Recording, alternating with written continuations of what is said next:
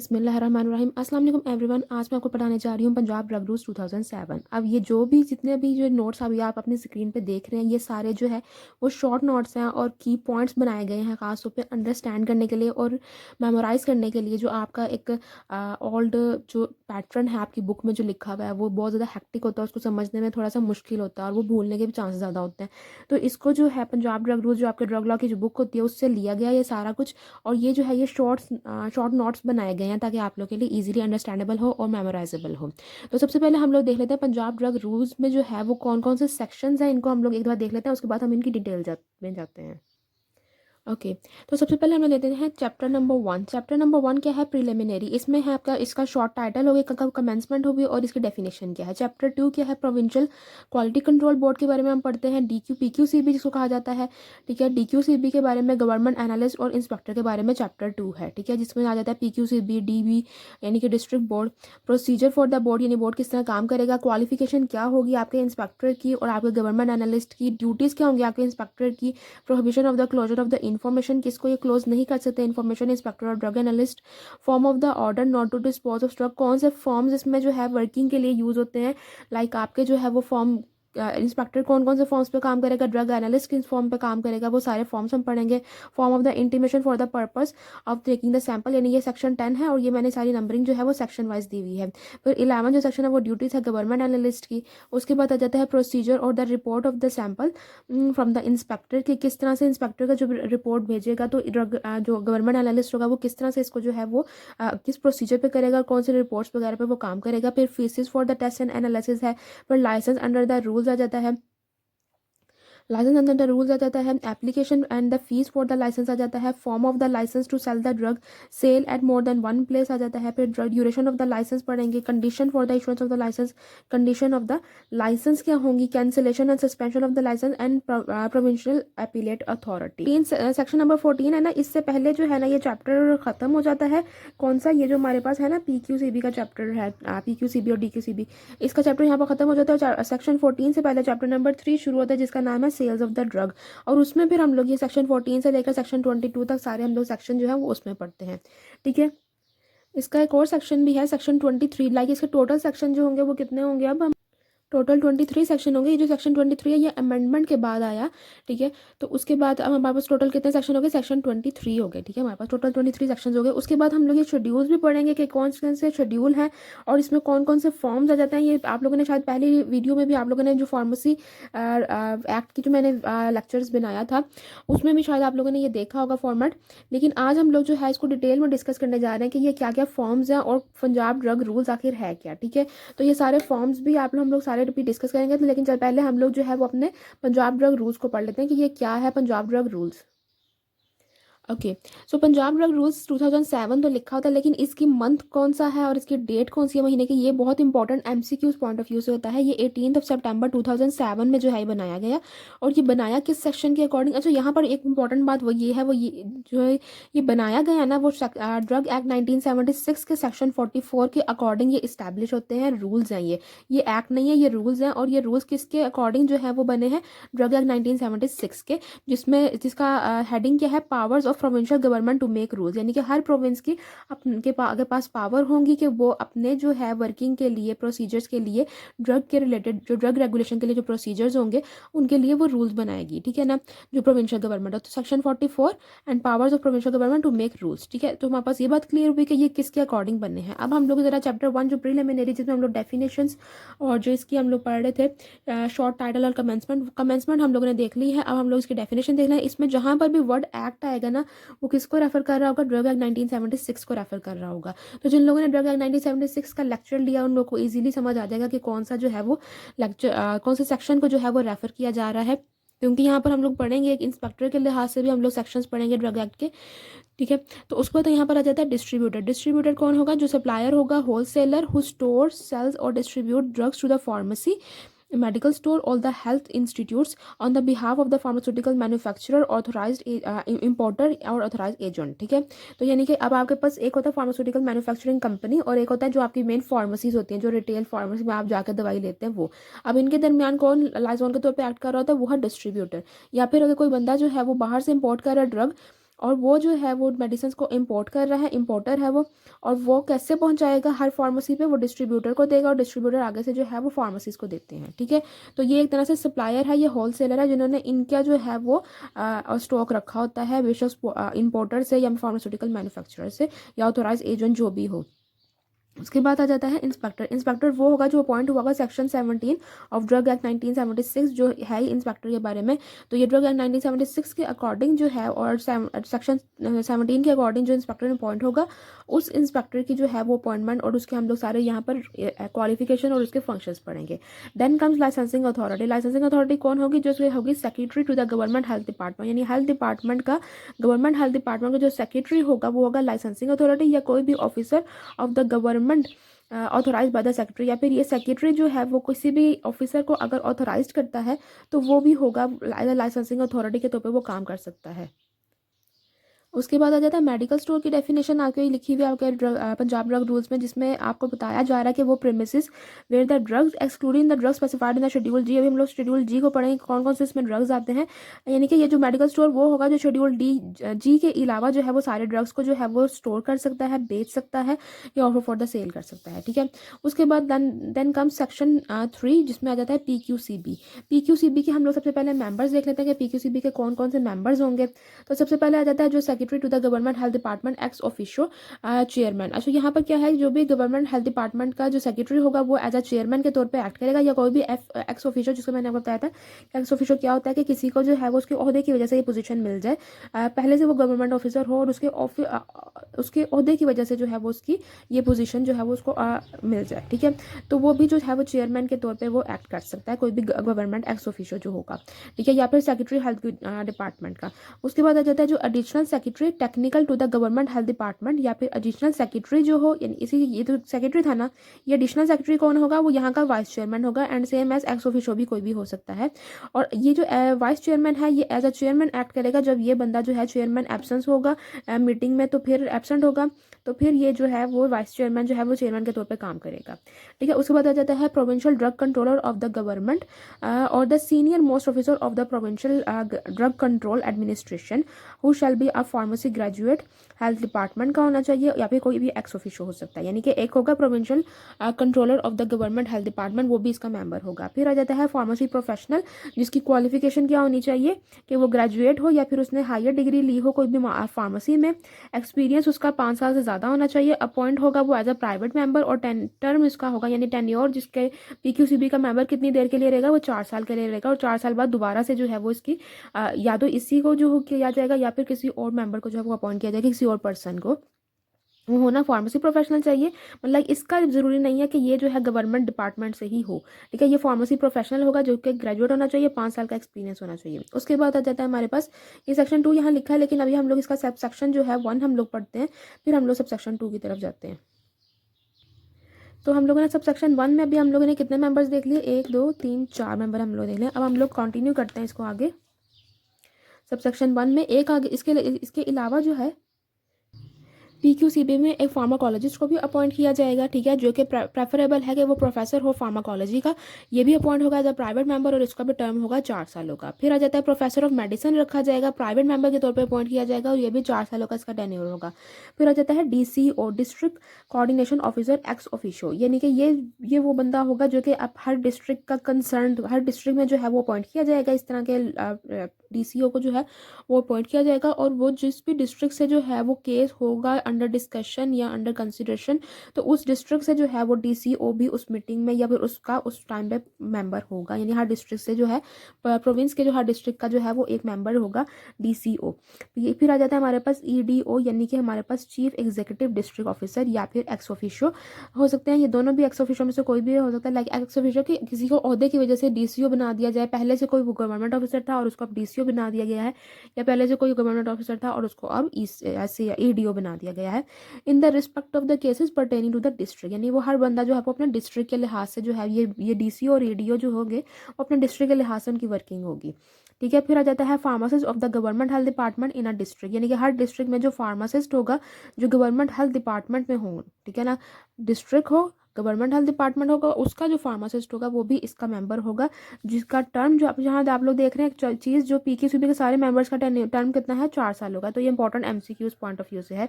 अच्छा, इसकी डेजिग्नेशन क्या होगी, इस फार्मासिस्ट की जो health department government health department में किसी भी डिस्ट्रिक्ट में होता है तो वो क्या होगा, वो सेक्रेटरी होगा डीक्यूसीबी का। ठीक है, ये फार्मासिस्ट जो है वो डीक्यूसीबी का होगा सेक्रेटरी, लेकिन पीक्यूसीबी का भी मेंबर होगा। फिर इसके अलावा गवर्नमेंट जो है वो अपॉइंट करेगी 2 लोगों को, जो कि एक होगा फार्मास्यूटिकल एक्सपर्ट, ठीक है, और एक होगा एक्सपर्ट ऑफ मेडिसिन, और इनकी इन the respect of the district, यानी कि हर डिस्ट्रिक्ट में ये 2 लोग भी अपॉइंट किए जाएंगे इन 2 के अलावा। ठीक है, अभी हम लोग जब डीक्यूसीबी का देखेंगे, जो सेक्शन आप 4 देख रहे हैं, तो इन दोनों उनमें भी ये 4 मेंबर जो है वो इन्वॉल्व होंगे, मैं आपको बता देती हूँ। ठीक है, in the respect of the district, इसका भी टर्म 4 सालों का ही है। फिर आ जाता है हमारे पास सबसेक्शन 2, जिसमें हम लोग देखते हैं कि सबसेक्शन 2 सेक्रेटरी ऑफ द पीक्यूसीबी। इस पीक्यूसीबी का एक सेक्रेटरी होगा जिसकी जो ग्रेजुएट या हायर डिग्री होनी चाहिए फार्मेसी में, उसका 10 सालों का एक्सपीरियंस होना चाहिए, and shall be a member of provincial board. ठीक है ना, वो मेंबर होगा प्रोविंशियल बोर्ड का भी। ठीक है, यानी कि हमारे पास क्या है, ग्रेजुएट हो और 10 सालों का इसका एक्सपीरियंस होना चाहिए, जो सेक्रेटरी बनाया जाएगा पीक्यूसीबी का। Okay, now comes to the quorum of the meeting. Meeting का जो क्वारम होगा वो क्या हमारे पास आ जाता है, 5 मेंबर्स होंगे। यानी कि जब आप कोई मीटिंग जो है पीक्यूसीबी की बैठती है किसी भी केस को डिस्कस करने के लिए, तो उसमें कम से कम 5 मेंबर्स होने चाहिए, जिनमें से एक जो है या तो चेयरमैन हो या वाइस चेयरमैन हो, plus 1 member from the concern district से जो है वो एक मेंबर जरूर आया हो, डीसीओ आया हो, ईडीओ आया हो, कोई उनमें से जरूर होना चाहिए। या फिर फार्मासिस्ट जो होगा, हम लोगों ने बताया कि जो सेक्रेटरी होगा डीक्यूसीबी का, वो मतलब कोई ना कोई जो है कंसर्न डिस्ट्रिक्ट से जो है वो लाजमी होना चाहिए। फिर उसके बाद आ जाते हैं द गवर्नमेंट या फिर बोर्ड में को opt any other qualified expert having formal training and the experience in the pharmaceutical field. अब गवर्नमेंट जो है इनके अलावा भी किसी पर्सन को जो है वो अपॉइंट कर सकती है, जिसका रिक्वायर्ड जो है वो एक्सपीरियंस हो और उसकी एक्सपर्टीज भी हो। Now comes toward the DQCB. DQCB किसके भी एस्टैब्लिश हो रही है, according to the section 11 sub section 6 of the drug act 1976 by the पीक्यूसीबी।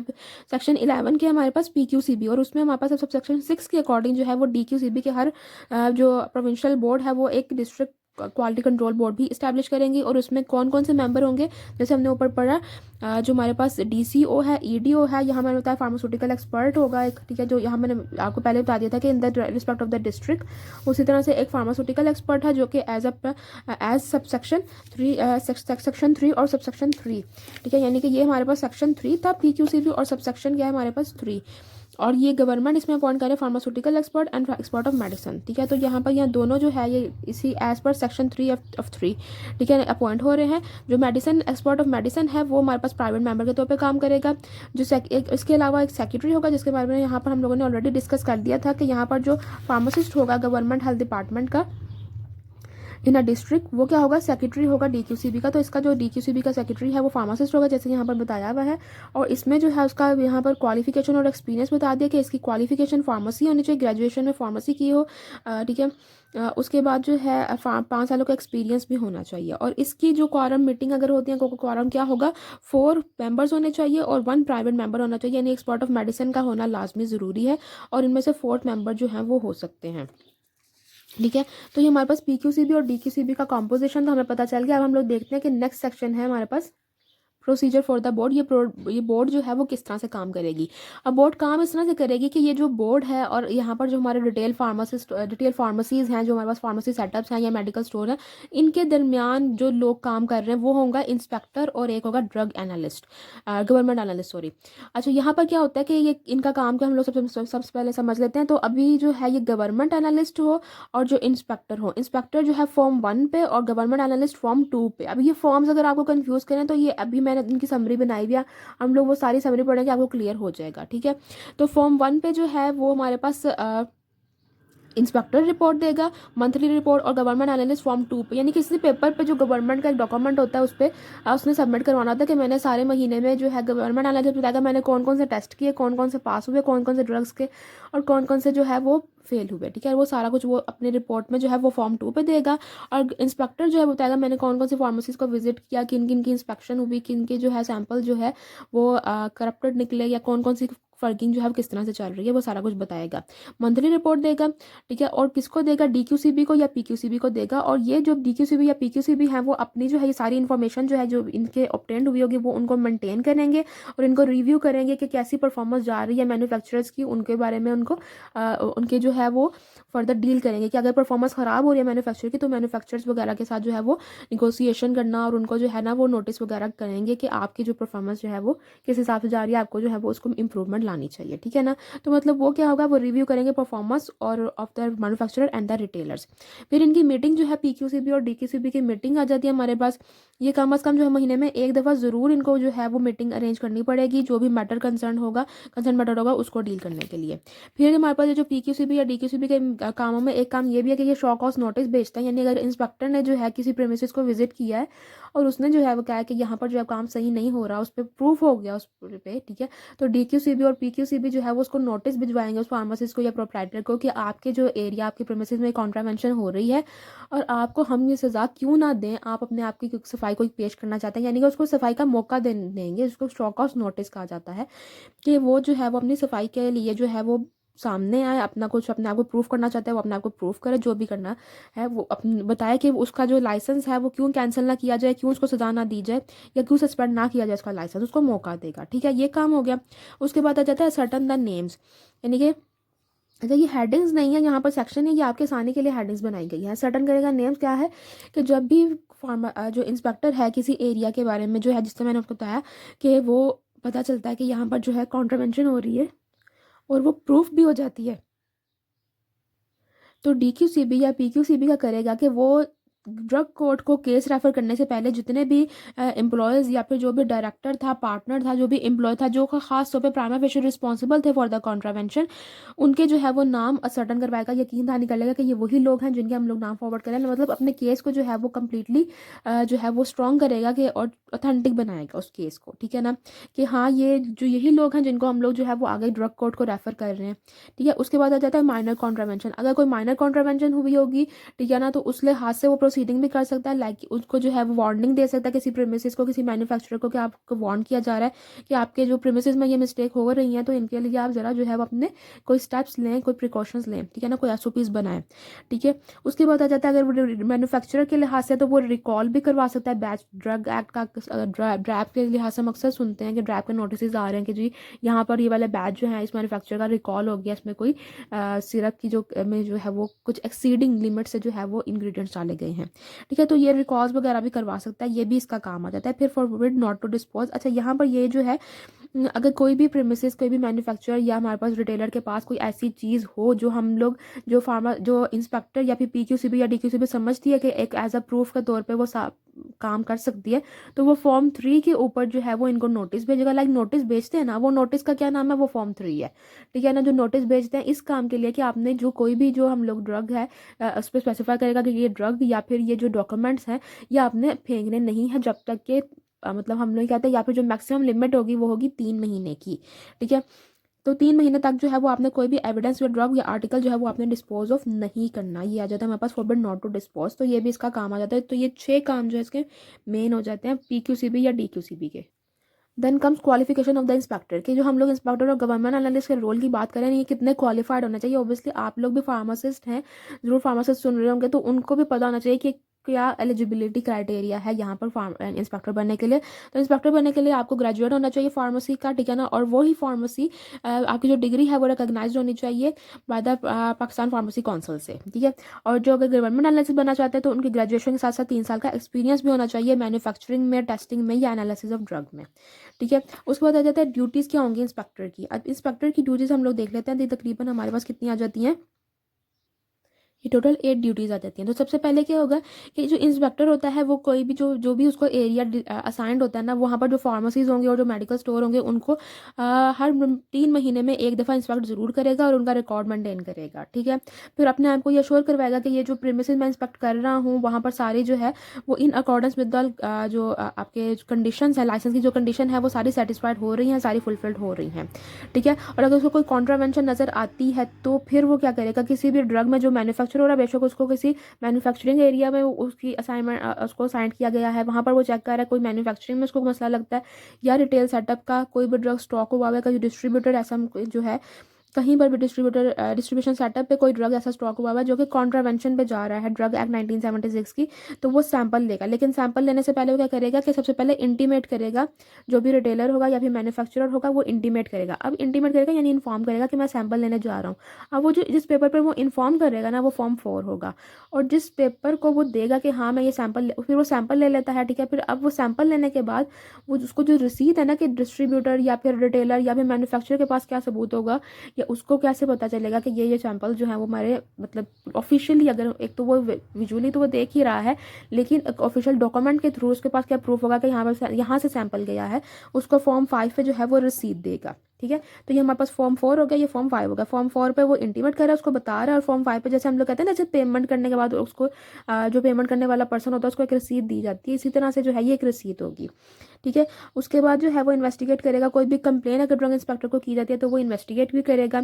फिर प्रोसिक्यूशन, अगर डीक्यूसीबी या पीक्यूसीबी कोई भी काम कहता है इंस्पेक्टर को कि इस पर फर्दर प्रोसिक्यूशन का जो है वो प्रोसेस किया जाए, तो वो भी करेगा। फिर इसके अलावा जो है जो भी मेंटेन करेगा record of his working and submit monthly report. जैसे मैंने आपको बताया ना कि जो फॉर्म 1 पे जो है ये जो है वो देगा फॉर्म 1। अभी हम फॉर्म 4 और फॉर्म 5 देख रहे हैं ना, तो फॉर्म 1, फॉर्म 2 और फॉर्म 3 क्या थे, दोबारा से रिकॉल कर देते हैं। फॉर्म 1 पे जो है इंस्पेक्टर देता है अपना मंथली रिपोर्ट, फॉर्म 2 पे गवर्नमेंट एनालिस्ट देता है, फॉर्म 3 पे जो है किसी भी रिटेलर या डिस्ट्रीब्यूटर या मैन्युफैक्चरर को कहा जाता है कि आपने कोई भी स्टॉक या फिर कोई भी जो है आर्टिकल को आपने डिस्पोज ऑफ नहीं करना, ठीक है। फॉर्म 4 पे जो है वो अब क्या है कि वो इंटीमेट कर रहा है सैंपल के वो मैं लेने लगा हूँ सैंपल, किसी भी इंस्पेक्टर इंटीमेट कर रहा है। फॉर्म 5 पे जो है वो रसीद दे रहा है कि मैंने सैंपल ले लिए हैं, ठीक है। और इसके अलावा इसका नेक्स्ट जो वर्किंग है 7 पॉइंट जो है वो इसका फंक्शन क्या होगा ड्यूटीज़ का इंस्पेक्टर की, वो मैन्युफैक्चरर या कोई भी सेल ऑफ द ड्रग जो कोई कॉन्ट्रावेंशन में जा रही है वो उसको रुकवाएगा, ठीक है। उसके बाद आ जाता है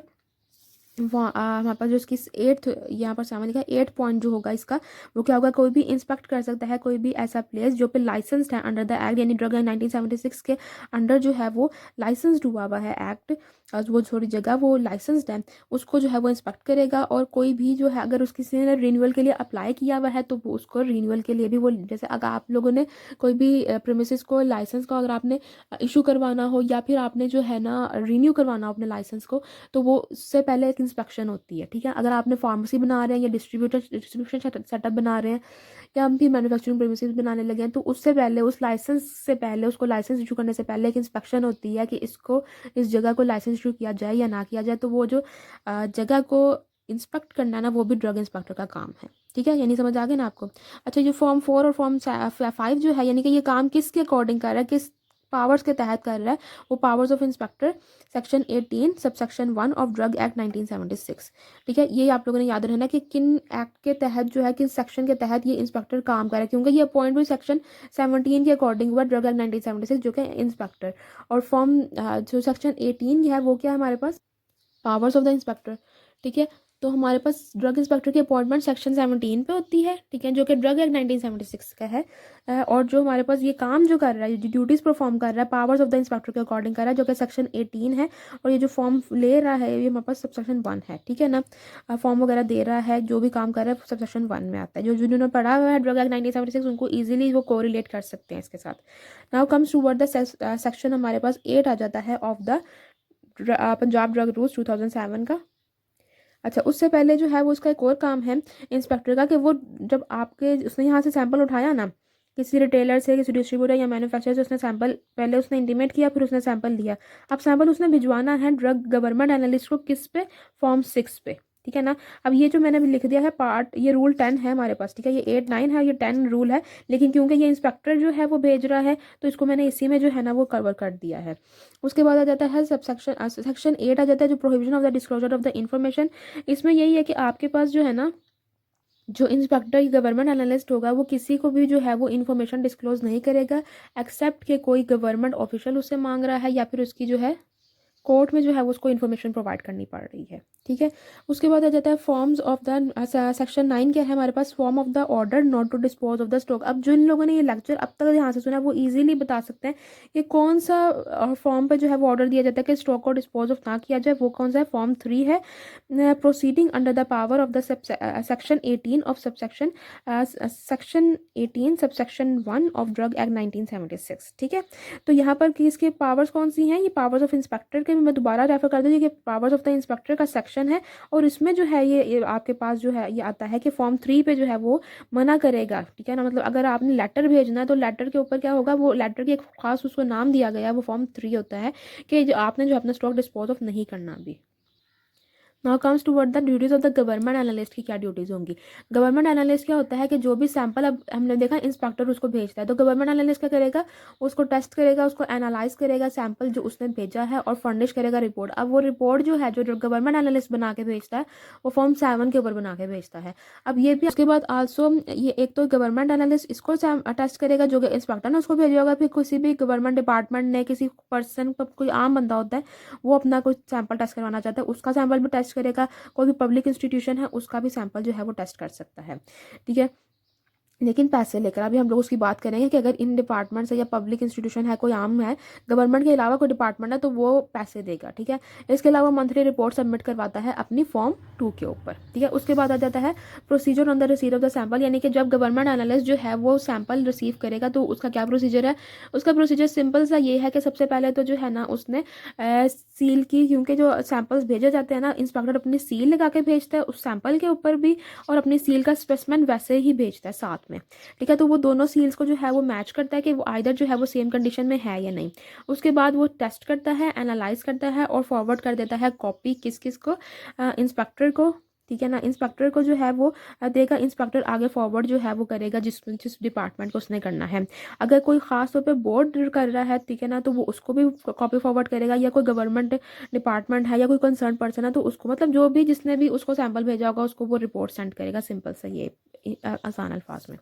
उसके बाद आ जाता है सेक्शन 13 जिसमें आ जाता है fees for the test and analysis. ये हो गया शेड्यूल सी के अकॉर्डिंग। ठीक है, शेड्यूल सी में हम लोग देखेंगे कि कौन कौन से जो है ना हमारे पास वो आ जाती हैं फीसिस, किस किस सैंपल के कौन कौन सा सैंपल होगा, किस किस उसकी कौन कौन सी फीस होगी। तो यहाँ पर हमारे पास ये खत्म हो रहा है चैप्टर 2 इसका पंजाब ड्रग रूल्स 2007 का चैप्टर 2 खत्म हो रहा है। तो हम इसकी समरी देख लेते हैं। यहाँ पर मैंने फॉर्म 1 और फॉर्म 2 नहीं लिखा, फॉर्म 1 और फॉर्म 2 का मैं आपको बता दूँ कि फॉर्म 1 जो है वो उस इंस्पेक्टर अपनी मंथली रिपोर्ट सबमिट करवाता है PQCB को, फॉर्म 2 पे जो है वो गवर्नमेंट एनालिसिस करता है। फॉर्म 3 पे क्या होता है कि उसमें जो है वो ऑर्डर दिए जाते हैं कि सैंपल डिस्पोज ऑफ नहीं करने मैन्युफैक्चरर को या रिटेलर को या डिस्ट्रीब्यूटर को। फॉर्म 4 पे जो है वो इंस्पेक्टर जो है वो इंटीमेशन कर बता रहा है रिटेलर को कि मैं जो हूँ सैंपल लेने लगा हूँ। फॉर्म 5 पे वो सैंपल लेके जो है वो रसीद देता है कि मैंने रसीद ऑफ द सीजर, ठीक है, कि मैंने सैंपल ले लिया है। फॉर्म 6 पे जो है वो गवर्नमेंट एनालिस्ट को रिपोर्ट भेजता है, गवर्नमेंट एनालिस्ट टेस्ट और एनालाइज करता है और आगे रिपोर्ट किस पे भेजेगा, फॉर्म 7 के ऊपर। तो ये जो इंस्पेक्टर और इसका जो इसमें जो मेन इन्वॉल्व इस ये जो सर्कल है ना ये आप लोगों ने याद रखना है। फॉर्म 4 कौन सा, 5, 6 और 7 कौन सा है। Now coming toward the chapter 2, इसमें जाता है drug sales of the drug किस तरह से रेगुलेट होंगे। तो सबसे पहले ड्रग की सेल्स को रेगुलेट करने से पहले उसको सबसे पहले लाइसेंस चाहिए। ठीक है ना, लाइसेंसिंग अथॉरिटी मेडिकल स्टोर को, डिस्ट्रीब्यूटर को या फार्मेसी को लाइसेंस इशू करेगी। ठीक है, ये सबसे पहले बात आ गई। अब ये जो ये लिखा हुआ है ना ये सेक्शन 15 का पार्ट है, एप्लीकेशन एंड फीस। यानी अगर मैं एज अ इंडिविजुअल एक आम इंडिविजुअल हूँ, मैंने अगर फार्मेसी के लिए ये डिस्ट्रीब्यूशन सेटअप के लिए अप्लाई करना है तो मैंने एप्लीकेशन किस फॉर्म पे देनी है। अगर मैंने फार्मेसी के लिए अप्लाई करना है तो वो 8A होगा फॉर्म, ठीक है, जिसमें मैं अप्लाई करूंगी लाइसेंसिंग अथॉरिटी को कि मुझे लाइसेंस दें, मैंने जगह खरीदी है, मैंने फार्मेसी बनानी है वहाँ पर या मेडिकल स्टोर बनाना है। मेडिकल स्टोर बनाना है तो 8B पे मैं एप्लीकेशन लूंगी, डिस्ट्रीब्यूटर के लिए 8C की एप्लीकेशन लूंगी। अब इस एप्लीकेशन के साथ फीस कितनी सबमिट करवानी पड़ेगी। अच्छा, ये अकाउंट नंबर जो है ये पंजाब ड्रग रूल्स में मेंशन है, लेकिन रियल टाइम कंडीशंस में जो है समटाइम ये चेंज हुआ होता है और ये फीसिस भी समटाइम्स चेंज हुई होती है। लेकिन पंजाब ड्रग रूल्स जो हमारे पास बुक में जो मौजूद है उसके अकॉर्डिंग फीसिस और रिन्यूअल फीसिस ये हैं। अपडेटेड जो है वो अमेंडमेंट्स चलती रहती हैं, तो जब आप रियल टाइम में कभी अप्लाई करें तो आपको अपनी इन्फॉर्मेशन ले लेनी चाहिए जो फार्मेसी काउंसिल हो उनसे। उसके बाद हमारे पास फार्मेसी के अगर आपने सेटअप बनाना है तो 3,000 फीस होगी। आपने लाइसेंस के लिए जो अप्लाई करना है, और अगर आप लोग रीन्यू करवा रहे हो, ठीक है ना, क्योंकि ये लाइसेंस जो एक्सपायर भी हो जाता है, और अगर आप रीन्यू करवा रहे हो तो 2,000 देनी पड़ेगी। मेडिकल स्टोर के लिए 2,000 देना पड़ता है फर्स्ट टाइम, और अगर रीन्यू करवाना है तो 1,000। डिस्ट्रीब्यूशन सेटअप के लिए 5,000, और अगर रीन्यू करवा रहे हो तो 3,000। एप्लीकेशन अगर आपने क्वालिफाइड, अगर आप रीन्यू नहीं करवा रहे और जो एक्सपायर होने से पहले आपका क्वालिफाइड पर्सन यानी फार्मासिस्ट, या फिर जो आपका फार्मासिस्ट होते हैं मेनली, तो या फिर जो फार्मेसी टेक्नीशियन जो है, जो मेडिकल स्टोर के ऊपर जो होते हैं असाइंड किए जाते हैं जिनको, अगर वो चेंज करना चाह रहे हैं, अपनी जॉब छोड़ना चाह रहे हैं, तो फिर चेंज ऑफ क्वालिफाइड पर्सन के लिए जो 50% ऑफ द फीस वो आपको देनी पड़ती है इसकी, या फॉर द डुप्लीकेट चाहिए तो फिर आपको 50% फीस देनी पड़ेगी। ठीक है, अब आपके पास जो है आपको अच्छा, यहाँ पर आपने अप्लाई किया लाइसेंस के लिए, ठीक है ना। एक अब प्रोसीजर क्या है, लाइसेंस के लिए आप अप्लाई करते हो 8A 8B या 8C पे। उसके बाद क्या होता है कि इंस्पेक्टर आगे इंस्पेक्शन करता है कि हाँ ये प्रीमिसेस जो है वो कंडीशन को मेट कर रही है। कंडीशन अभी हम लोग पढ़ते हैं। फिर उसके बाद जो है वो आपको इजाज़त जिस फॉर्म के ऊपर देते हैं कि हाँ अभी आपको इजाज़त है आप बेचें ड्रग्स मेडिकल स्टोर या फार्मेसी पे, तो वो जो इजाज़त या लेटर आप समझे वो जो होता है वो फॉर्म 9 पे होती है फार्मेसी के लिए, फॉर्म 10 होता है मेडिकल स्टोर का, और डिस्ट्रीब्यूशन सेटअप का फॉर्म 11 होता है। और यही फार्मेसी के जो ये आप समझे लाइसेंस है, यानी कि कोई बंदा आता है इंस्पेक्टर, बाद में एक फार्मेसी चल पड़ती है, मेडिकल स्टोर चल पड़ता है, उसके बाद कोई इंस्पेक्शन होती है, क्योंकि इंस्पेक्टर तो विजिट करते रहते हैं एरिया को। तो अब वो बंदा कैसे बताएगा कि मुझे लाइसेंस मिला हुआ है, जो आपको आमतौर पर ड्राइविंग लाइसेंस मिलता है या किसी भी चीज़ का लाइसेंस मिलता है, वो बताएगा फॉर्म 9 के ऊपर। ठीक है, सबूत किस पे देगा, जिस जो लाइसेंस होगा उसका नाम क्या होगा, फॉर्म 9, फॉर्म 10 और फॉर्म 11। अच्छा, अब एक बंदा है जिसकी 2 फार्मेसीज हैं, ठीक है, एक से ज़्यादा जगह पे जो है अगर उसने फार्मेसी बनाई हुई है, तो हर फार्मेसी जो डिफरेंट एरिया पे होगी उसका लाइसेंस जो है उसको अलग से लेना पड़ेगा।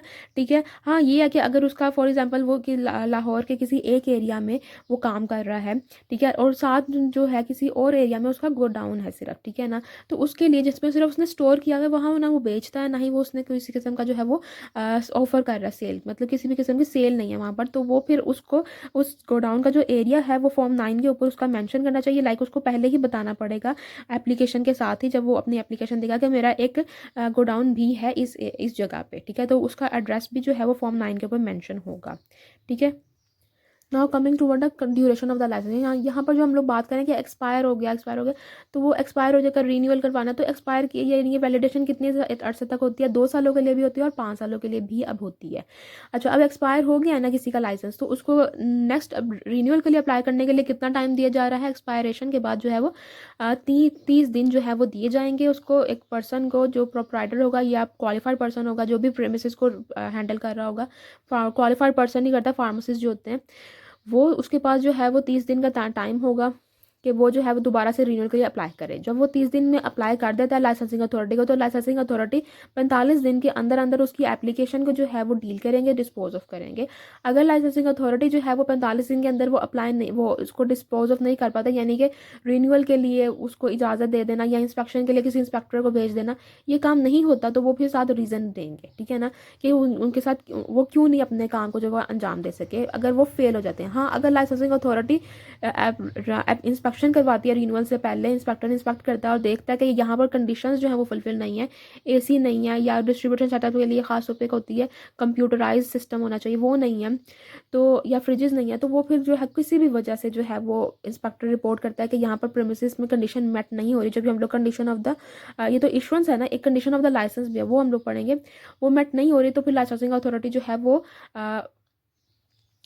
उसको पब्लिक या भी उसको समझती है कि पब्लिक इंटरेस्ट में जो है वो सही नहीं है कि इसका जो है वो एप्लीकेशन को दोबारा से रीन्यू किया जाए या फिर अलाउ किया जाए यहाँ पर, तो वो कैंसिल भी कर सकती है उसकी एप्लीकेशन को या फिर रिन्यूअल को कर सकती है। ठीक है ना, इसके बाद आ जाती है कोई भी लाइसेंसिंग अथॉरिटी इंस्पेक्शन के बगैर जो है वो ना तो रीन्यू करेगी लाइसेंस को और ना ही इशू करेगी। ठीक है ना, इंस्पेक्शन लाजमी है रिन्यूअल के लिए। ठीक है, उसके बाद कमिंग टूवर्ड नेक्स्ट आप condition for the issuance of the licence, यानी कि अब आपका जो फर्स्ट टाइम जब आप लोगों ने 8A 8B या 8C में अप्लाई किया, ठीक है ना, कि मैं फार्मेसी बनाना चाह रही हूँ या मैं मेडिकल स्टोर या डिस्ट्रीब्यूशन सेटअप बनाना चाह रही हूँ, तो अब एक इंस्पेक्टर आता है जो इंस्पेक्शन करता है। अब वो कौन कौन सी कंडीशंस को देखता है, ये बहुत इंपॉर्टेंट है। ठीक है। तो सबसे पहले जो है ना वो इशू, यहाँ पर सबसे पहला जो सेक्शन है वो ये है कि लाइसेंसिंग अथॉरिटी इशू नहीं करेगी लाइसेंस ऑन फॉर्म 9, फॉर्म 10 और फॉर्म 11 अगर ये कंडीशन, अनलेस ये कंडीशन जो है वो फुलफिल नहीं होती। तो सबसे पहली कंडीशन क्या है कि प्रीमिसेस के बारे में, sub section sorry clause A और क्लॉज बी दोनों जो है वो इसी के बारे में, प्रीमिसेस के बारे में, कि जो प्रीमिसेस हैं वो इतनी होनी चाहिए कि वो एडिक्वेट स्टोरेज हो सके ड्रग्स की, ठीक है ना, उसकी सनलाइट से प्रोटेक्शन होनी चाहिए क्योंकि खास टेम्परेचर जो है वो मेंटेन होना चाहिए, डस्ट से प्रोटेक्शन होनी चाहिए, रेफ्रिजरेशन फैसिलिटी होनी चाहिए। फिर सब क्लोज बीच में जो है वो क्या है कि क्लीन होना चाहिए, हाइजेनिक और टाइडी कंडीशन में होनी चाहिए प्रीमिसेस, ठीक है। फिर नेक्स्ट कंडीशन क्या है कि शेड्यूल एफ की रिक्वायरमेंट, यानी कि अगर कोई फार्मेसी जो है वो कंपाउंडिंग कर रही है, यानी कि ड्रग जो है वो कंपाउंड करके दे रही है, तो कंपाउंडिंग की कंडीशंस किसमें लिखी होती हैं कि कौन कौन सी कंडीशंस होंगी या कौन कौन सी चीज़ें होनी चाहिए एक ऐसे सेटअप में जो कंपाउंडिंग में कर रहा है, वो शेड्यूल एफ में होती हैं, ठीक है। तो उसमें जो है वो सारी कंडीशंस जो है वो शेड्यूल एफ को फुलफिल करना पड़ेगा। अगर कोई पर्सन, जैसे फजलदीन अक्सर जो है वो कंपाउंडिंग कर रहा होता है, कंपाउंडिंग अक्सर इसकी ब्रांचेज जो है वो कंपाउंडिंग करते हैं, यानी कि फॉरेन सोल्यूशन बना के दे देना या ऑइंटमेंट या क्रीम्स बना के देते हैं, तो वो जो है उसको खास अपरेटस होता है उसमें। यहाँ पर शेड्यूल एफ में उन्होंने बताया था कि कौन कौन से अपरेटस होना चाहिए, कौन कौन सी बुक्स होनी चाहिए, ये सारी चीज़ें जो है जो शेड्यूल एफ में जो है वो लिखी होती हैं कि ये चीज़ें फुलफिल होनी चाहिए, ठीक है। उसके बाद आ जाता है एरिया। फार्मेसी का जो एरिया है वो 140 स्क्वायर फीट से कम नहीं होना चाहिए और इसकी ब्रेथ और जो हाइट है वो 8x8 होनी चाहिए, ठीक है। मेडिकल स्टोर का जो एरिया है वो 96 स्क्वायर फीट से कम नहीं होना चाहिए और अगेन 8x8 इसकी ब्रेथ और हाइट होनी चाहिए। डिस्ट्रीब्यूशन का सेटअप का जो एरिया है वो 500 स्क्वायर फीट से कम नहीं होना चाहिए, ठीक है। उससे ज़्यादा हो सकते हैं 140, 96 या 500 से ज़्यादा हो सकते हैं, इससे कम नहीं होना चाहिए, ठीक है। उसके बाद आ जाती है कि एप्लीकेशन, ये जो लाइसेंस है उस बंदे को जो है वो इशू नहीं किया जाएगा जिसको कोई भी सुपोरियस ड्रग बनाने की वजह से जो है वो 1 साल की सज़ा मिली हो या 30,000 उसने जुर्माना दिया हो, ठीक है ना, under the section 27 subsection 1 of drug act 1976। ये क्या है, ये हमारे पास पेनल्टीज होती हैं, ठीक है। सेक्शन 27 क्या पेनल्टीज का सेक्शन है ऑफ ड्रग एक्ट 1976 का, ठीक है। इसमें क्या है कि अगर किसी भी पर्सन को सुपोरियस ड्रग बनाने की वजह से जो है वो सज़ा मिली है 1 साल की या 30,000 जुर्माना हुआ है, तो फिर उस बंदे को वो कहने कि वो मुजरिम है ना, वो मुजरिम रहा है पहले, ठीक है ना, तो उसको भी जो है वो लाइसेंस इशू नहीं किया जाएगा, ठीक है। उसके बाद आ जाती है जो फार्मेसी और जो डिस्ट्रीब्यूशन सेटअप है उसको सुपरवाइज कौन करेगा, वो बंदा जो कि section 24 subsection 1 of clause A में रजिस्टर्ड है, यानी कि ये क्या है, इसमें फार्मासिस्ट रजिस्टर्ड होते हैं, ठीक है ना। ये हमारे पास फार्मेसी एक्ट जिन्होंने पढ़ा उनको इजीली समझ आ जाएगी कि ये कौन सा जो है वो सेक्शन को रेफर किया जा रहा है, और कौन सा सबसेक्शन है। ये इसमें जो है फार्मासिस्ट को जो है वो रजिस्टर्ड किया जाता है, यानी कि वो बंदा जिसके पास डिग्री है, वो फार्मेसी की डिग्री है, वो इस रजिस्टर में रजिस्टर्ड किया जाता है। और ये वाला बंदा यानी फार्मासिस्ट जो है वो सुपरवाइज करेगा फार्मेसी को और डिस्ट्रीब्यूशन सेटअप को। और जो हमारे पास जो पर्सन सेक्शन 24 सबसेक्शन 1 ए यानी कि फार्मासिस्ट भी सुपरवाइज कर सकता है, और बी यानी कि जो कोई भी फार्मेसी टेक्नीशियन जो है वो सुपरवाइज करेगा मेडिकल स्टोर को ऑन फॉर्म 10 के ऊपर, ठीक है। यानी कि मेडिकल स्टोर को किस पे लाइसेंस मिलता है, फॉर्म 10 के ऊपर मिलता है ना, तो उसको कौन सुपरवाइज करेगा, पर्सनली सुपरवाइज करेगा। जो भी फार्मासिस्ट भी कर सकता है और कोई भी फार्मेसी टेक्नीशियन भी कर सकता है। उसके बाद दो और कंडीशन आ जाती हैं, लाइसेंसिंग अथॉरिटी इशू नहीं करेगी किसी भी प्रीमिसेस को लाइसेंस एक्सेप्ट के उसकी पहले इंस्पेक्शन रिपोर्ट दी जाए, उसको इंस्पेक्शन रिपोर्ट दी जाए किसकी, पीक्यूसीबी सेक्रेटरी पीक्यूसीबी की या डीक्यूसीबी की, या फिर इंस्पेक्टर ऑफ द एरिया उसको रिपोर्ट दे कि हाँ ये सारी कंडीशन फुलफिल हो रही हैं। और दूसरी बात ये कि कोई भी डिस्ट्रीब्यूशन सेटअप को लाइसेंस नहीं मिलेगा जब तक वेरीफाई ना कर लिया जाए कि उसके पास कंप्यूटराइजेशन फैसिलिटी है सेल और परचेज ऑफ द ड्रग को मैनेज करने के लिए, क्योंकि उनका बहुत बड़ा सेटअप होता है और उसको मैनेज करने के लिए कंप्यूटराइज फैसिलिटी को होना बहुत लाजमी है। Then comes condition of the licence, यानी कि ये जो licensing authority shall issue the licence subject to the condition as follow. अब ये सारी कंडीशंस जो हैं ये भी फुलफिल होंगी जब एक साइड प्रीमिसेस जो है वो रन की जाएगी, ठीक है। तो उस टाइम पे जो है सारी कंडीशंस जो है वो फुलफिल होना लाजमी है। ओके, सो इन कंडीशन में सबसे पहले क्या है, जैसे हमने पहले जो condition of insurance of the licence उसमें हम लोगों ने देखा कि उसका एरिया कितना होना चाहिए। अब यहाँ पर है कि अगर फार्मेसी का जो बोर्ड होगा वो किस तरह का होना चाहिए। फार्मेसी का जो बोर्ड होगा उसके बारे सबसे पहले तो जो है उस पर लिखा होना चाहिए फार्मेसी, और उसकी राइटिंग कौन सी भी लिखा होना चाहिए, आपकी वाइट राइटिंग होनी चाहिए। और बोर्ड का कलर कौन सा, मतलब ग्रीन बोर्ड हो और उस पर ऊपर वाइट कलर से जो है फार्मेसी लिखा हो, और उसकी जो लेंथ है मिनिमम लेंथ वो 5 फीट हो और विड्थ जो है वो 2.5 फीट हो। लाइकवाइज जो इसकी जो मेडिकल स्टोर है उसकी भी लेंथ और विड्थ इतनी होनी चाहिए, लेकिन जो उसकी राइटिंग होगी वो वाइट राइटिंग ही होगी, लेकिन जो उसका बोर्ड का कलर होना चाहिए ना वो हमारे पास क्या होना चाहिए, वो ब्लू कलर का होना चाहिए, ठीक है। यहाँ पर मेंशन है लेकिन वाइट राइटिंग के ऊपर मेडिकल स्टोर लिखा हो, वाइट राइटिंग से मेडिकल स्टोर लिखा हो और बोर्ड का कलर ब्लू हो और इसका ग्रीन हो, ठीक है।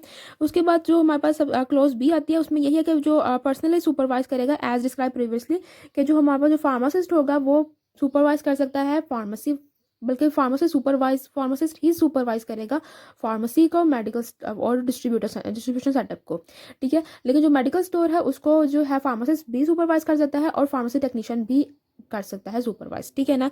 ये हो गया। उसके बाद आ जाता है हमारे पास सब क्लॉज जो है वो मस्ट सी।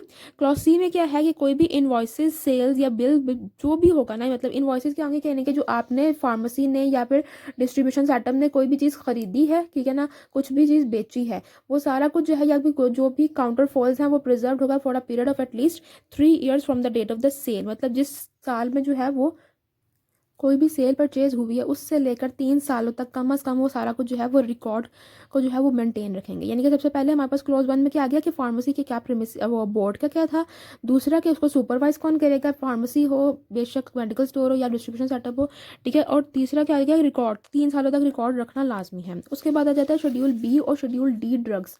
ये कौन कौन से शेड्यूल्स हैं इनको मैं आपको एक दफ़ा बता देती हूँ। शेड्यूल बी में जो है जो भी narcotics psychotropic anti depressant and other control drugs आ जाते हैं और उसकी बाकायदा लिस्ट दी गई है। ये मैं आपको बुक से दिखा रही हूँ, ये सारी जो है ना शेड्यूल बी की जो है वो लिस्ट दी गई है, ठीक है। अब हो जाता है हमारे पास यहाँ पर 7 शेड्यूल सी आ गया, तो इसको भी एक नज़र देख लेते हैं। शेड्यूल सी में जैसे मैंने आपको बताया था कि लिस्ट जो होगी जो गवर्नमेंट एनालिस्ट से टेस्ट करवाने के लिए जो फीस होगी ना वो शेड्यूल सी में लिखी हुई है। और इसमें देखिए हमें सारा कुछ लिखा हुआ है कि क्लैरिटी ऑफ द सोल्यूशन, अगर फिजिकल एग्जामिनेशन करनी है तो 70 रुपीज़ लगेंगे, केमिकल एग्जामिनेशन 115 रुपीज़। ये मे भी चेंज होगी लेकिन फिलहाल आपके जो ड्रग एक्ट है, manual of the drug law है, उसमें जो है वो यही चीज़ें मेंशन है, यही फीसेस मेंशन है। अगर लीकेज टेस्ट इंजेक्टेबल चेक करना है, ठीक है, तो 140 रुपीज़ लगेंगे। लाइकवाइज अगर test for the absence of ricinus oil आ जाता है इन द अदर ऑयल्स, ठीक है ना, cotton seed oil in the other oil, ठीक है ना, तो ये सारा कुछ जो है ये टेस्ट की फीसेस लिखी हुई है, ठीक है। ये सारा कुछ वो आ जाता है। उसके बाद आ जाता है हमारे पास शेड्यूल डी, जिसके बारे में हम लोग बात करें। बी और डी के बारे में हमने बात की।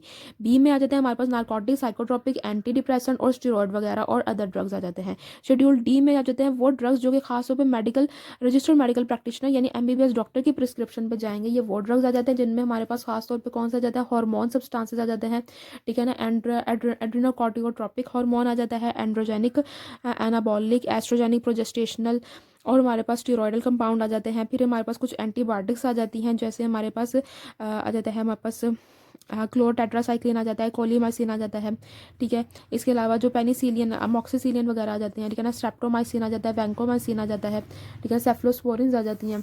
इसके अलावा एमिट्रिप्टालिन एंड सॉल्ट, तो इसमें काफ़ी ना उन्होंने सारी रेंज लिखी हुई है, ठीक है, ये सारी रेंज है उसमें। अब हम लोगों ने अभी तो फिलहाल मैंने अभी आपको क्लॉज बी और डी के बारे में बताया ना, अभी हम लोगों ने ई को भी डिस्कस करना है, तो अभी ई आया हम सामने तो उसको भी कर लेते हैं। लेकिन एक चीज़ जो नोट है वो ये है कि इसमें कोई भी फॉर एग्जांपल स्टेरॉयडल प्रिपरेशन है या कोई भी एंटीबायोटिक है तो एंटीबायोटिक क्रीम्स को इंक्लूड नहीं किया गया। उन्होंने बता दिया कि preparation containing above substances excluding the preparation intended for the topical या external use also covered by this schedule. मतलब कोई भी ऐसी प्रिपरेशन जिसमें ये सब्सटेंसेस मौजूद होंगे वो भी इंक्लूडेड है, एक्सेप्ट कि कोई भी क्रीम जो टॉपिकली यूज़ करनी हो या एक्सटर्नली यूज़ करनी हो। और आई ड्रॉप्स भी यूजुअली टॉपिकल में ही आ जाते हैं या एक्सटर्नल में ही आ जाते हैं, ठीक है। और जो भी क्रीम्स होती हैं, ऑइंटमेंट्स होती हैं, अक्सर आपने एंटीबायोटिक क्रीम देखी, बीटाजेनिक हो गई, ठीक है ना, बीटाजेंट हो गई, या फिर कोई हमारे पास फ्यूसिडिन तो खैर नहीं है, लाइक कोई भी क्रीम, क्योंकि इसमें स्टेरॉइड वगैरह आ जाते हैं, फ्यूसिल बी आ जाती है, ये हमारे पास स्टेरॉइडल प्रिपरेशन है, एंटीबायोटिक प्लस स्टेरॉइड का कॉम्बिनेशन है।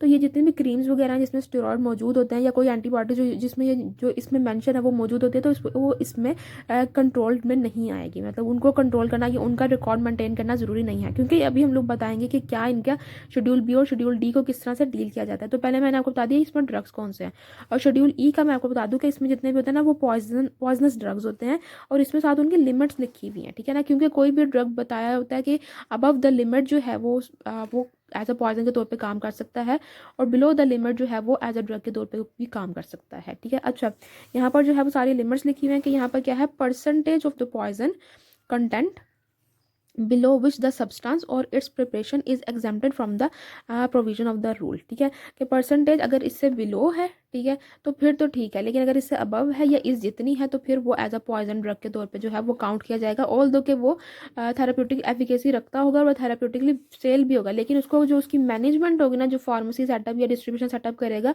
वो एज अ पॉइजन के तौर पे करेगा। शेड्यूल ई ड्रग्स की जो इंस्ट्रक्शन है वो भी हम लोग पढ़ने जा रहे हैं, उनके तौर पे करेगा। तो ठीक है, तो शेड्यूल बी का हम लोगों ने देख लिया कि क्या है, साइकोट्रोपिक, नारकोटिक, और हमारे पास आ जाते हैं नारकोटिक साइकोट्रोपिक ड्रग्स आ जाते हैं, और एंटी डिप्रेसेंट्स आ जाते हैं। शेड्यूल डी के अंदर जो है वो हमारे पास आ जाते हैं, हमारे पास जो मेडिकल रजिस्टर्ड मेडिकल प्रैक्टिशनर सिर्फ सेल उसकी प्रिस्क्रिप्शन के ऊपर सेल होंगे, ये खास तौर पे। और शेड्यूल ई में आ जाता है पॉइजन ड्रग्स। ठीक है, तो अब हम लोग देख लेते हैं कि मैनेजमेंट किस तरह से करनी है इन ड्रग्स की। ठीक है, कि क्या रूल है, क्या कंडीशंस हैं इनकी। तो condition of the schedule B क्या है कि सबसे पहले जो बी और डी दोनों ही जो है ना, वो रजिस्टर्ड मेडिकल प्रैक्टिशनर की ही प्रिस्क्रिप्शन पे बिकेंगे। ठीक है ना, विद द ओरिजिनल प्रिस्क्रिप्शन जो है वो फार्मासिस्ट या मेडिकल स्टोर पे रखी जाएगी। ठीक है, यानी कि ओरिजिनल प्रिस्क्रिप्शन जो है वो कौन रखेगा, फार्मेसी रखेगी या फिर मेडिकल स्टोर रखेगा, ये लॉ है। यूजुअली लोग रखवाते नहीं अपनी प्रिस्क्रिप्शन, लेकिन ये बाय लॉ जो है वो हम उसको डिस्कस कर रहे हैं। ठीक है, फिर इनकी जो सेल्स, जितना जो भी बंदा लेके गया है ना, उसकी जो सेल है, यानी कि अगर फॉर एग्जांपल कोई भी एक स्लीपिंग पिल यानी बेंजोडाइजेपिन में से कोई भी ड्रग, जैसे अल्प्राजोलैम कोई पर्सन जो है वो लेके जाता है प्रिस्क्रिप्शन पे, तो उस पे जो है रजिस्टर पे बाकायदा मेंटेन किया जाएगा सारा कुछ। ठीक है, कि कौन सी डेट को लेके गया, कितनी क्वांटिटी लेके गई, कौन सा ब्रांड था, मैन्युफैक्चरर उसका कौन सा था। ठीक है ना, कितनी पोटेंसी थी उसकी। ठीक है ना, कितनी क्वांटिटी वो लेके गए, कितना कौन सा बैच नंबर था, क्या हमारे पास वापस रह गया बैलेंस, और साथ क्वालिफाइड पर्सन साइन भी करेगा। ठीक है, तो ये सारी चीज़ें मेंटेन की जाएंगी रिकॉर्ड रजिस्टर पे। ठीक है ना, कोई भी प्रिस्क्रिप्शन अच्छा, एमबीबीएस डॉक्टर के लिए हॉस्पिटल, डिस्पेंसरीज या कोई भी दूसरा इस टाइप का इंस्टीट्यूशन जो हो, ठीक है ना, उसके लिए प्रिस्क्रिप्शन ज़रूरी नहीं है, ये इन 3 चीज़ों के लिए। ठीक है, उसके बाद आ जाता है शेड्यूल जी, जो है वो drugs not to be sold या store by the medical store. Schedule G के जो ड्रग्स हैं, अब मैंने आपको जी नहीं दिखाया, मैं आपको जी भी दिखा देती हूँ। शेड्यूल जी कौन सा है, इसमें आ जाता है शेड्यूल जी में drugs not to be sold या फिर डिस्ट्रॉयड, सोल्ड और stored by the licence in the form 10, यानी कि मेडिकल स्टोर वाला जो पर्सन होगा वो ये ड्रग्स नहीं रखेगा। एंटी लेप्रोटिक ड्रग्स होंगे इसमें, इम्यूनोलॉजिकल प्रोडक्ट्स या फिर वैक्सीन वगैरह, ये जितनी भी वैक्सीन हैं इनकी खास स्टोरेज टेम्परेचर रिक्वायर्ड होते हैं। ठीक है ना, इसके बाद आ जाता है products related with the malignant diseases and the immunosuppression, ये खास तौर पर जो एंटी कैंसर्स हैं ये वो हैं। फिर drugs for the anaesthesia and inhalation anaesthetics आ जाते हैं, ये सारे जो है वो इन एनेस्थीजिया की ड्रग्स हैं। ठीक है, फिर उसके बाद कुछ एंटीबायोटिक्स यहाँ मेंशन है वो नहीं रख सकते। आइनोट्रोपिक ड्रग्स हैं, प्रोस्टाग्लैंडिन यानी कुछ हार्मोन्स वगैरह हैं, अल्फा ब्लॉकर्स हैं, बायोटेक्नोलॉजिकल कुछ प्रोडक्ट्स हैं, नारकोटिक, साइकोट्रोपिक या ट्राईसाइक्लिक एंटी डिप्रेसेंट जो है वो शेड्यूल जी में आते हैं, वो मेडिकल स्टोर नहीं रख सकता। फिर इसी तरह हमारे पास आ जाता है एंटीवायरस आ जाते हैं, थ्रोम्बोलाइटिक एंजाइम्स प्रोडक्ट जो कि डायलिसिस में यूज़ होते हैं, क्रीम्स या एरोजल जो स्टेरॉयडल प्रिपरेशंस की हों, किसी भी स्टेरॉयडल प्रिपरेशन की क्रीम्स और जो है ना ये एरोजल भी नहीं रख सकता मेडिकल स्टोर। ठीक है, और हार्मोनल प्रिपरेशंस जिनमें ये सारी चीज़ें आ जाती हैं, ये मेडिकल स्टोर नहीं रख सकता।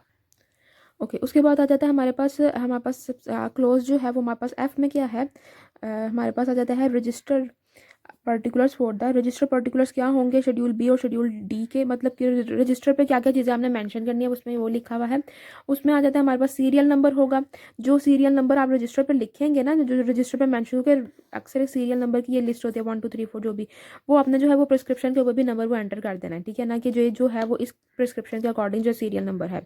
फिर उसके बाद आ जाता है डेट ऑफ द सेल लिखेंगे, कितनी सेल हुई, प्रिस्क्राइबर का नाम लिखेंगे, पेशेंट का नाम। अच्छा, ये मैंने पहले आपको प्रिस्क्राइबर और पेशेंट का नाम नहीं शायद बताया, लेकिन ये भी लिखते हैं, पेशेंट और प्रिस्क्राइबर का नाम, मैन्युफैक्चरर का नाम, फिर उसका ड्रग का नाम लिखेंगे, बैच नंबर लिखेंगे, कितनी क्वांटिटी सेल हुई, कितनी परचेज हुई, ये भी लिखते हैं।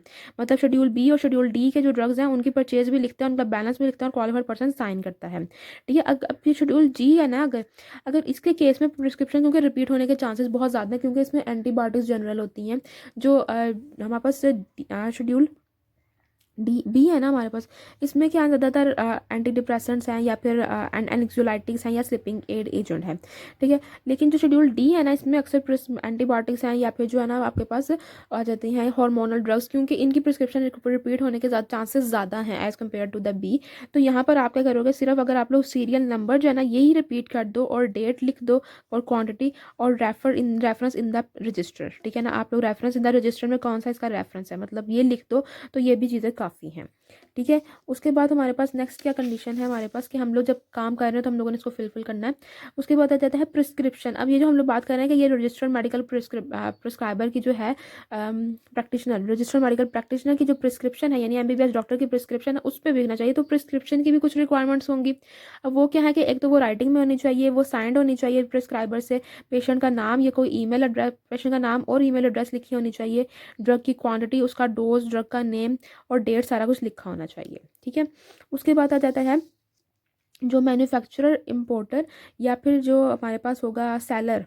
ठीक है, वो ड्रग बेच सकता है किस पर्सन को, ऐसा पर्सन जिसके पास ड्रग सेल लाइसेंस हो। ठीक है, अब यही वो क्या है फॉर्म 9, फॉर्म 10 और फॉर्म 11 मैंने आपको बताया ना, फार्मेसी, मेडिकल स्टोर और डिस्ट्रीब्यूटर के लिए रिस्पेक्टिवली वो जो होता है वो क्या है ड्रग सेल लाइसेंस है वो। ठीक है, अगर उसके पास होगा तो फिर उसको जो है ना मैन्युफैक्चरर, इम्पोर्टर या फिर जो सेलर होगा ना ड्रग का, वो सिर्फ जो है वो ड्रग बेच सकता है ऐसे पर्सन को जिसके पास DSL हो। और उस पर्सन को ये जो लोग हैं वो क्या है वारंटी इशू करेंगे, वारंटी देंगे कि हाँ ये हमने मतलब हमारे पास से ये आया है और ये किसी भी तरह का जो है वो कॉन्ट्रावेंशन नहीं कर रहा ड्रग एक्ट को, 1976 की किसी भी प्रोविजन को जो है इस खास तौर पे सेक्शन 23 को जो है ये कॉन्ट्रावेंशन नहीं है इसकी, ये खास तौर पे मेंशन होता है जो भी वारंटी देता है, जो भी परचेज होती है, सेल परचेज होती है, सॉरी जो परचेज होती है ना ड्रग की, लाइक एक बंदा परचेज कर रहा है दूसरा तो सेल ही कर रहा है ना, तो उस पर खास तौर पे जो वारंटी जा रही होती है उस पर खास तौर पे लिखा होता है कि section 23 of the drug act 1976 की किसी भी तरह कॉन्ट्रावेंशन नहीं हो रही।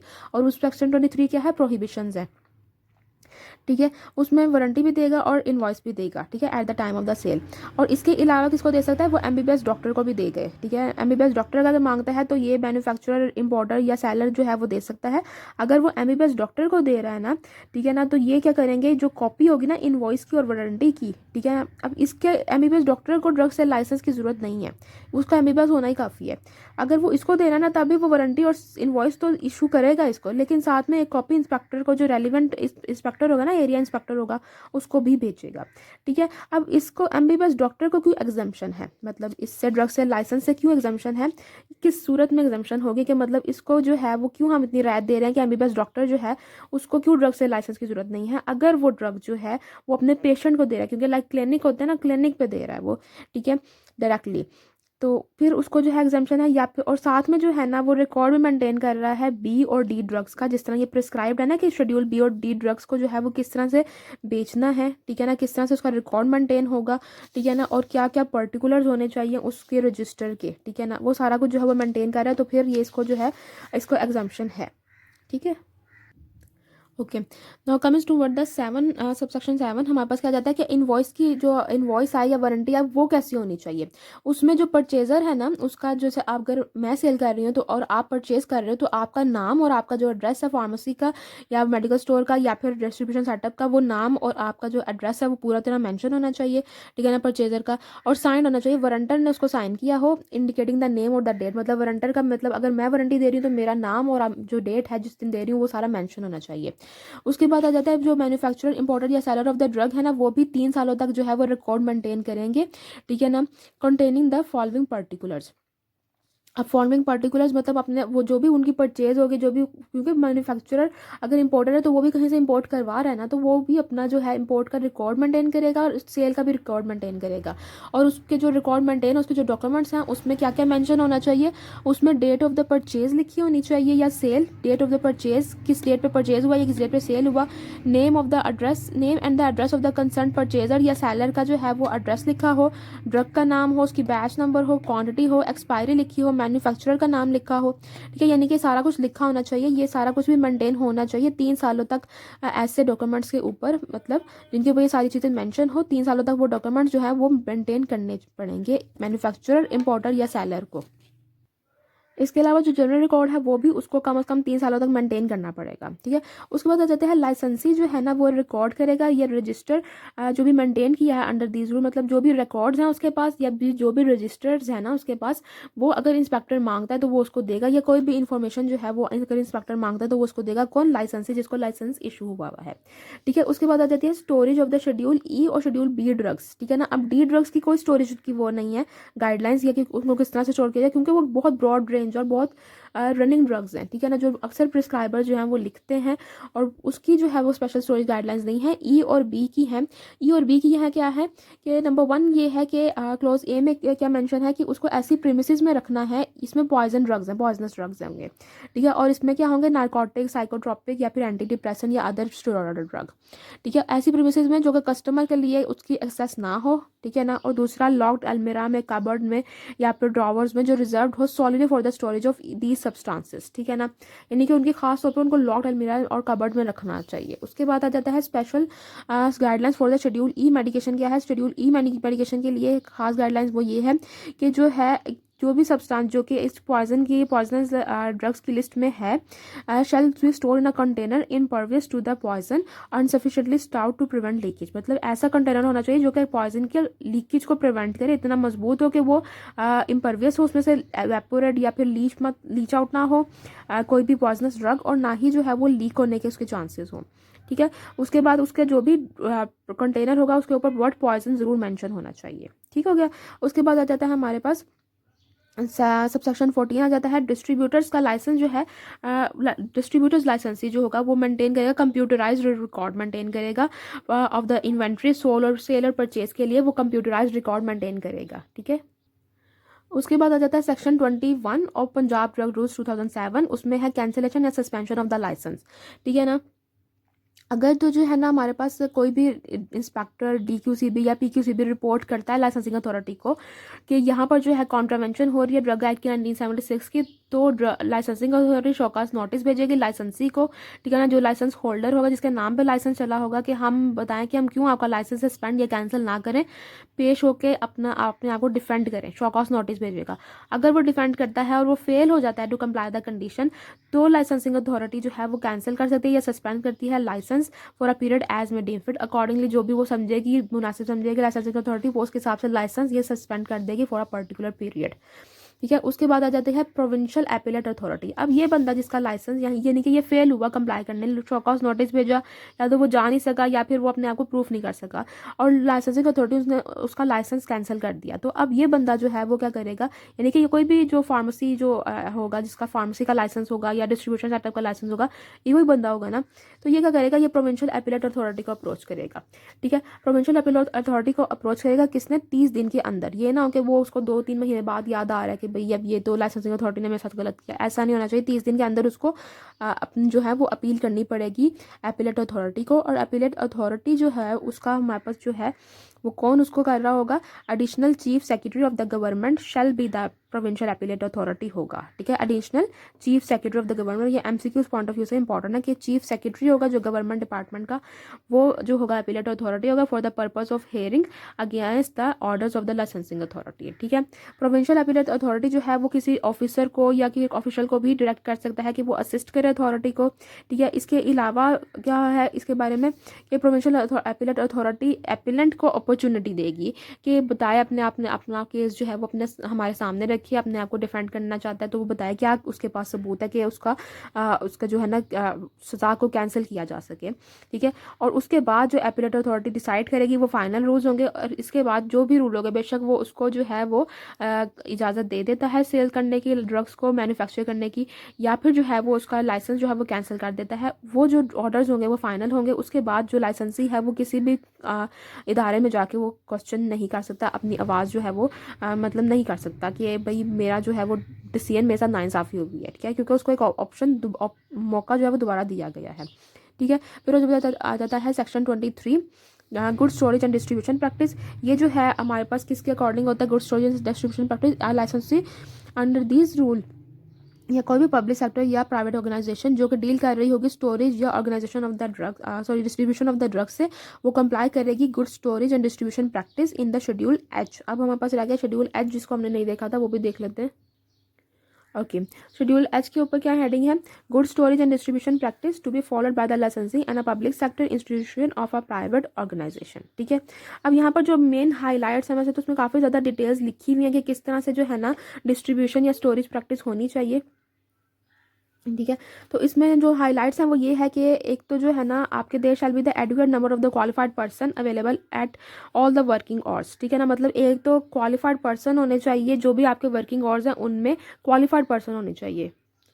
उसके बाद आ जाता है कि जो आपके प्रेमिसेस होगी उसमें फार्मास्यूटिकल की, वेटरनरी या फूड प्रोडक्ट्स या कॉस्मेटिक्स की अलग से सेपरेशन होने चाहिए। डिसइंफेक्टेंट भी बाजू का रखे होते हैं फार्मेसीज के अंदर, तो वो डिसइंफेक्टेंट्स की अलग से प्रेमिसेस होने चाहिए, इनकी क्रॉस कंटामिनेशन नहीं होनी चाहिए। उसकी ह्यूमिडिटी जो प्रेमिसेस है उसकी तो प्रॉपरली क्लीन होना चाहिए, हाइजीन का ध्यान रखा जाए, ह्यूमिडिटी और टेम्परेचर को मेंटेन किया जाए, टेम्परेचर और ह्यूमिडिटी मॉनिटरिंग डिवाइसेस होनी चाहिए। ठीक है ना।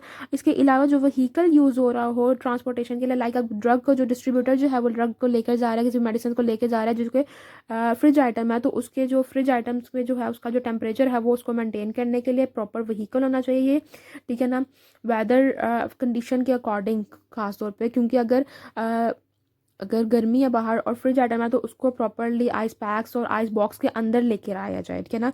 आइस बॉक्स के अंदर लेकर आया जाए विद आइस पैक्स, अगर बॉक्स नहीं है तो आइस पैक्स के साथ जो है उसको लेकर आया जाए।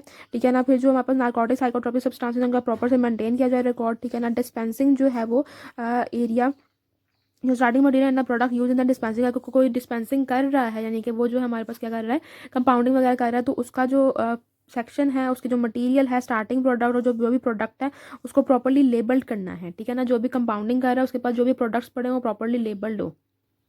उसके बाद जितने भी ड्रग्स हैं वो फीफो रोल यानी कि जो first expire and first out के लिहाज से जो है ना, ये first come first out, FIFO भी होता है, FEFO भी होता है, वो इस तरह से अरेंज होना चाहिए, यानी कि जिसकी नियर एक्सपायरी हो। जैसे आप फॉर एग्जांपल कोई अगस्त 2025 में जो है वो एक्सपायर हो रहा है, तो और एक ड्रग है जो अप्रैल 2026 में एक्सपायर हो रहा है, तो अप्रैल 26 वाला पीछे हो और अगस्त 25 वाला जो है वो आगे हो। ठीक है। इसके अलावा जो है, जो एक्सपायर्ड आइटम्स हैं या कोई भी डैमेज आइटम्स हैं उनको अलग से रखा जाए। ठीक है। थर्मोलाबाइल ड्रग्स जो हैं उनको खास तौर पे जो जो टेम्परेचर से जो है अफेक्ट हो जाती है हाई टेम्परेचर से, उनको रेफ्रिजरेटर में रखा जाए। ठीक है। उसके बाद स्टोरिंग कंडीशन जो है for the products and the material shall be in the compliance with the labelling instruction and the requirement, मतलब जो स्टोरेज कंडीशन है ना उसमें बड़ा ध्यान दिया गया है इस पर खास तौर पर कि वो बिल्कुल जो है ना वो फुलफिल्ड होनी चाहिए। ठीक है। फिर आपका जो गोडाउन हो उसकी लिखी हुई है किस किस तरह की जो है ना उसकी वो शेल्फ होनी चाहिए। द स्टोर्स में भी arrange in the store room and the shelf वो एज पर फॉलोइंग, उसका हाइट वो होना चाहिए, एक दूसरे से इतना इतना फासला होना चाहिए। फिर जो बिल्डिंग है वो उसमें कोई भी इंसेक्ट वगैरह नहीं होना चाहिए, कोई भी वर्मिन, कोई भी बर्ड, कोई भी पेस्ट वगैरह नहीं होने चाहिए। उसके बाद जो टेम्परेचर है वो 40 डिग्री से अबव या ह्यूमिडिटी 70 से अबव को समझा जाएगा कि वो एक्सट्रीम कंडीशन है, और इनसे जो है वो नीचे ही होना चाहिए आपका टेम्परेचर वगैरह। जो फ्रोजन आइटम्स होती हैं ये, अच्छा MCQs पॉइंट ऑफ व्यू से जो इंपॉर्टेंट है उनको मैं हाईलाइट कर रही हूँ और उनको डिस्कस कर रही हूँ।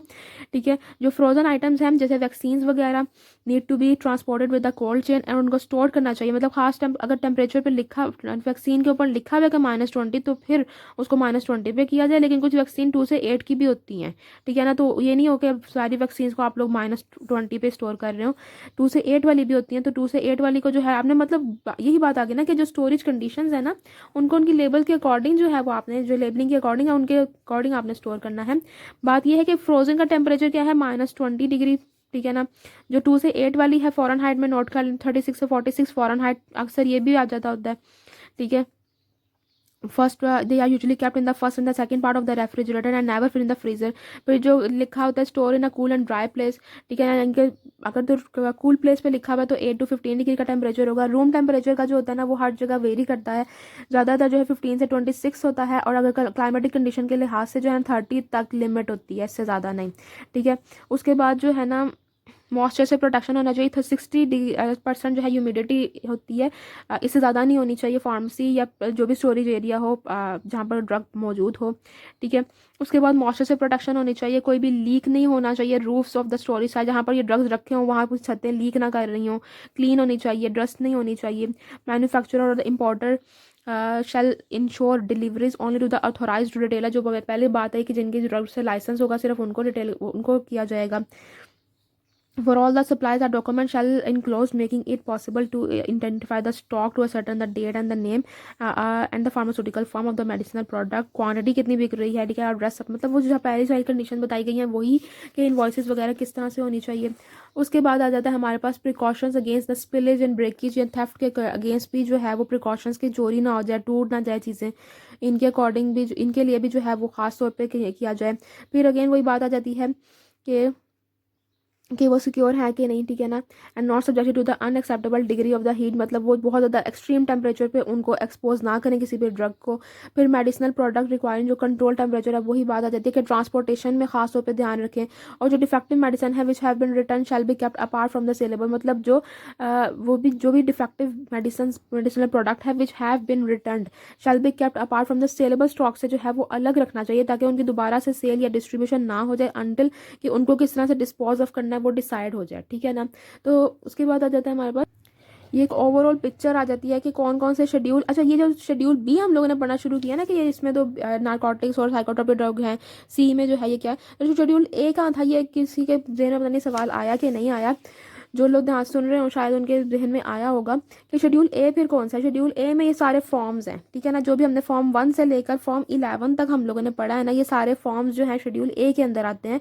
अब आप लोग खुद से रिकॉल करें कि फॉर्म ए क्या है, ठीक है ना। Monthly report from the inspector, और इसके दो पार्ट्स हैं, समरी ऑफ द इंस्पेक्शन है और details of the violation in the respect of the drugs, ठीक है ना।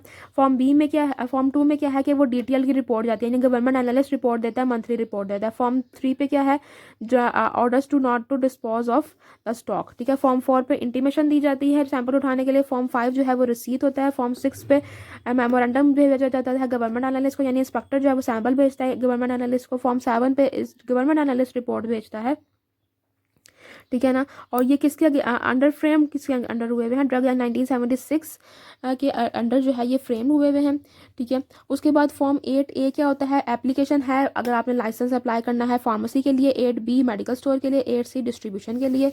फॉर्म 9 पे आ जाता है हमारे पास licence to sell the drug to the pharmacy, यानी ये आपके पास ड्रग सेल्स लाइसेंस आएगा फॉर्म 9 पे फार्मेसी के लिए। फॉर्म 10 पे जो है मेडिकल स्टोर पे के लिए आएगा।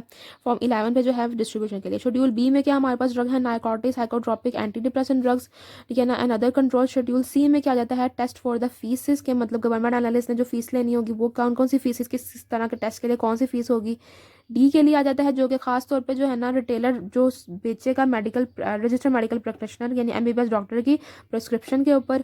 शेड्यूल ई क्या जाता है, पॉइजनस ड्रग की लिस्ट आ जाती है। शेड्यूल एफ आ जाता है list of the minimum requirement of a pharmacy की क्या होगी मिनिमम रिक्वायरमेंट, ठीक है। शेड्यूल जी में आ जाता है वो ड्रग्स जो मेडिकल स्टोर नहीं बेच सकता। और शेड्यूल एच आ जाता है एंड पे कि good storage and distribution practice followed by the लाइसेंसी, ठीक है। तो this is all about the Punjab drug rules जो मैंने बहुत डिटेल में डिस्कस किया है, ठीक है ना, ताकि आप लोगों को समझ आ सके। तो अगर आपको कुछ भी समझ ना आया हो तो आप मुझसे फेसबुक पेज के थ्रू भी पूछ सकते हैं और कमेंट्स में भी मुझे बता सकते हैं।